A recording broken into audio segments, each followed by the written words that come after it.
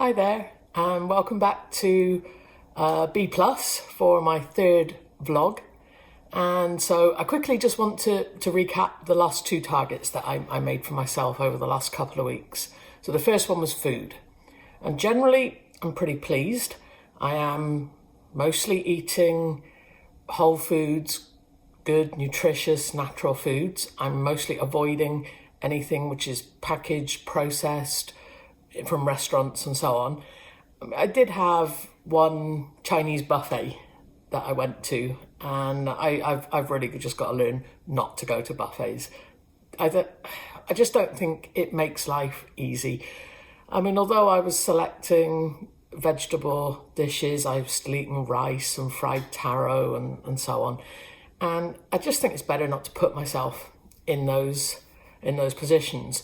I mean, I've seen some stuff on TV and in documentaries which talks about human beings and our urges to eat from an evolutionary perspective. And when you're presented with a huge variety of delicious foods, your natural instincts are to just try as many different things as possible so you get as many different nutrients in. But the things in the buffet are not nutritious. I find it really tough to override my instincts and to make good choices. So I think the best choice is just not to go anywhere near them. But generally, I've been doing really well. I got a little bit frustrated, I suppose, that despite my efforts, I'm not feeling as good as I hoped. You know, after 2 weeks of eating well and a week of getting back into routines, I was kind of expecting to be full of energy and I'm feeling great. By about Wednesday, 5 or 6 days ago, I just felt exhausted. I'd been back at work for a few days, so I'm guessing that getting back into that routine was quite hard. Even just standing up, walking around classrooms all day, I was feeling my legs were aching. I just was starting to feel really old, and I just wanted to sleep all the time. I was falling asleep and napping in the evenings. And that isn't usual for me, and it was a bit frustrating. So I guess the message I took from that is it's about just trying to stay positive. You know, my B plus, we've talked about how it means body positivity. We've talked about how B plus can be a grade that just says just be good enough. But being positive and knowing that you'll have your ups, you'll have your downs, everyone's going to have good days, everyone's going to have bad days, but consistency is all.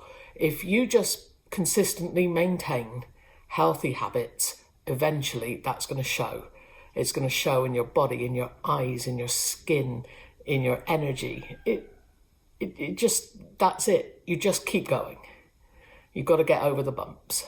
So a couple of things that I've done to try to help myself be consistent and stay consistent are to try to keep track of the food that I've eaten. And that helps me to, if I do go over a bump, if I do have a day where I'm not eating well, if I record it, acknowledge it, and then try and make sure that I go right back to eating great, then it doesn't really matter so much. So there's lots of ways I've tried food journaling in the past. I photographed my food, which was quite helpful. On my Google Calendar, I just record what I've eaten when I eat it, so I can look at patterns there. But also, a key one for me is to use the Daily Dozen app that Dr. Michael Greger developed. He's written a book about healthy eating called How Not to Die with a cookbook alongside.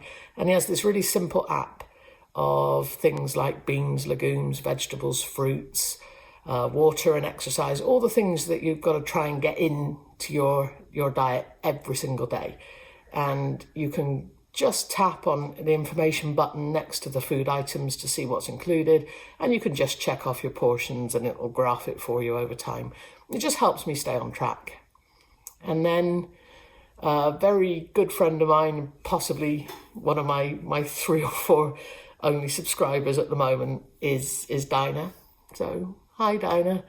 And she messaged me in the week and said, oh, can you remind me of the name of the app that we used to use to track water intake? Because when I was in meetings with her, my phone would always be making this weird little watery noise that made everyone need the toilet. So I didn't actually find the exact same app that I used to use, but I just went on to the App Store and found one that's actually really, really useful, because it's got loads of little icons of different cups of water, and you can click easily on whichever one you're drinking, and you actually enter your weight into it, so it keeps a track of how much you're supposed to drink.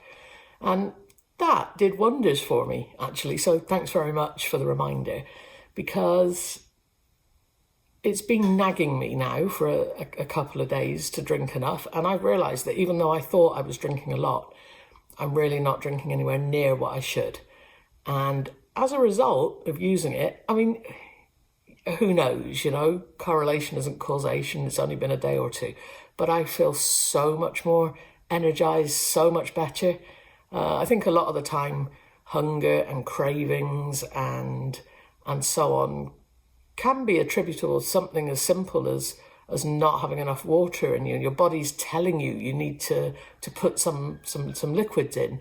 But of course, you interpret that as a large piece of chocolate cake instead, because it just seems more appealing. Okay, so my second new habit that I've been trying to adopt and maintain was a good routine. And I've done well there, because obviously going back to work forces you to sleep regular hours. You're almost corralled into eating at the same time every day. And that's been pretty good. I haven't really done the one thing in that routine that I was really hoping to do, which was get into the habit of walking to work every morning. Not for want of trying.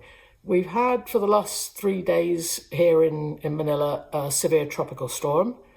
And in the mornings leading up to it, it's often been raining. And I don't want to arrive at work soaking wet and uncomfortable. So I have been jumping in a grab car and taking a ride to work in the mornings. But trying to walk and exercise and get out and about and add a little bit more exercise to my day every day is something that I have tried to do. But that leads me on to the target for this week. So the target is exercise. I mean, I fully believe that for those people interested in just dropping weight, then food is everything, almost everything. But that's not why I'm doing this. This is not to be thin and gorgeous. But that would be okay. This is about being healthy, and exercise just helps me so much. I mean, it helps me get into a virtuous circle where everything positive feeds into the next positive thing and you just feel great. I've got a tendency to be a little melancholic at times, and lots of things help that. Having great friends, good news from family back home, therapy, meditation, loving my job, all of those things feed into just a positive mindset. But absolutely, for me, the number one thing that makes a difference to my mental health is exercise. When I'm exercising regularly, it isn't just that I feel pleased with myself, that I'm happy I'm doing it. It's more than that. I don't know, I'm not an expert. I'm guessing that it changes my brain chemistry. That's what it feels like. It feels like a fantastic natural drug that just makes me more alert, that makes me sleep better, that just makes me enjoy being in my body and just makes me feel good. So strength training is something I enjoy, just picking up heavy stuff and putting it back down again repeatedly. Cardio is something that I really struggle to enjoy. I mean, I do like to swim, but swimming's not advisable when the rain's pouring down and thunder and lightning are crashing across the sky. So I've got to find some ways to incorporate more cardio into my week. And that might just be making myself walk more. It might be forcing myself to just move as quickly up to the staff room and back for the restrooms or for a green tea or something like that. When I get home to my condo, I'm on the 8th floor, so I should stop taking the elevator and go up there. Maybe I could head to the gym, one day do some walking, one day do some rowing, one day do some cycling. At the moment, this week, I'm not setting lofty goals. I'm not going to say, I'm going to do 90 minutes of cardio and 60 minutes of strength training. No, if I do that, I just won't achieve it. I'll fail. So my target for this week is that every single day I have to add a little bit of cardio somewhere that I wouldn't ordinarily have done. So if that just means taking an extra walk, forcing myself to get up every hour and just move around for a few minutes, adding in some cardio at the gym or something like that, as long as I'm doing something every single day that isn't part of my normal routine, even if it's just for a few minutes, even if it's just taking the stairs, or, for you, parking somewhere, walking somewhere instead of taking the bus, I don't know, just any way to increase my physical activity a little bit is good enough for a target for this week. So, maintaining my food, maintaining my routines, and adding in a little bit more movement. It doesn't seem as hard as it did 3 weeks ago. And I hope that for those of you watching this, or for future me watching this, that was the school bell. I'm recording this in work. But for anybody out there that's struggling to start, that wants to make a change, wants to move in a positive way forwards and doesn't know how to do it, just doing something, just do a little something. A week later, add a little something more. A week later, add a little something more. It really doesn't seem anywhere near as tough once you actually get going. Okay, so good luck, and I'll catch up with you next week. Peace.